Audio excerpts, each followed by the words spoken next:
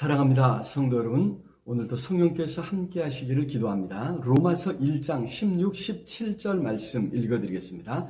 내가 복음을 부끄러워하지 아니하노니 이 복음은 모든 믿는 자에게 구원을 주시는 하나님의 능력이 됨이라. 먼저는 유대인에게요 그리고 헬라인에게로다.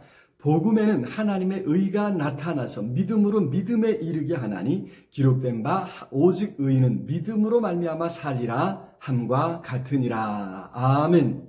자, 로마서는 역사상 가장 위대한 서신으로 평가받고 있습니다. 하나님께서 로마서를 통하여 역사상 많은 일을 이루셨기 때문입니다. 로마 교회가 이 서신을 통하여 기독교회를 이끄는 중심으로 설 수 있었습니다. 철학자요 수사학자였던 어거스틴이 방황하던 그의 삶을 청산하는 직접적인 계기도 바로 이 로마서에 있었습니다. 무엇보다 로마서를 새롭게 읽으면서 복음에 대해 무지했던 암흑과 같던 중세시대를 끝내는 계기가 되었습니다.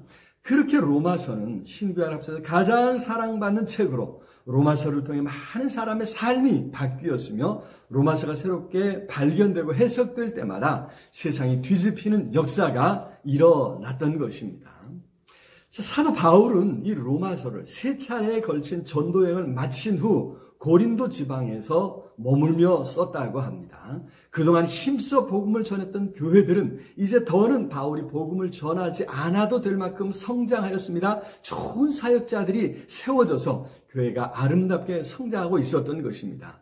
그래서 바울은 지금까지 세 차례에 걸친 선교 여행의 결과를 보고하고 이방에서 맺힌 열매를 전달하기 위해 예루살렘으로 돌아가고 있었습니다. 이후 그가 아직 가보지 않은 대제국의 수도인 로마로 가서 복음을 전할 계획을 세웠습니다.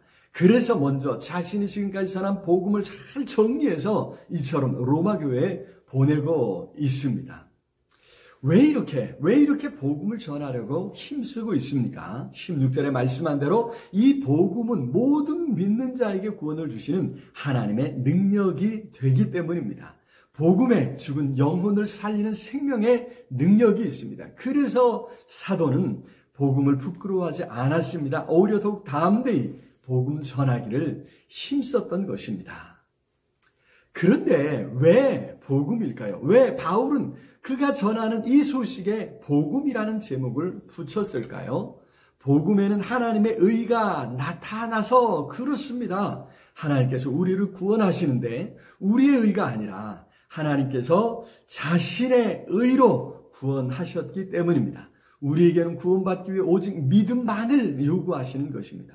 우리가 우리의 의를 세우지 않아도 우리를 의롭게 하시는 하나님을 믿는 믿음만 있으면 우리를 의롭다고 인정해 주시는 것입니다. 복음이 무책임함을 키우는 것은 아닙니다. 인간은 자신의 의를 세울 수 없기 때문에 아무리 애써도 우리의 힘과 노력으로는 죄를 벗어날 수 없습니다. 태생부터 죄인으로 태어났고 죄 가운데서 살아갈 수밖에 없습니다. 존재 자체가 죄로 가득 차 있는 것입니다. 그것이 성경이 보여주는 우리의 실상이란 말입니다. 그렇기에 죄로 인해 고민하고 죄 가운데서 구원받기를 원하는 사람에게는 복음인 것입니다.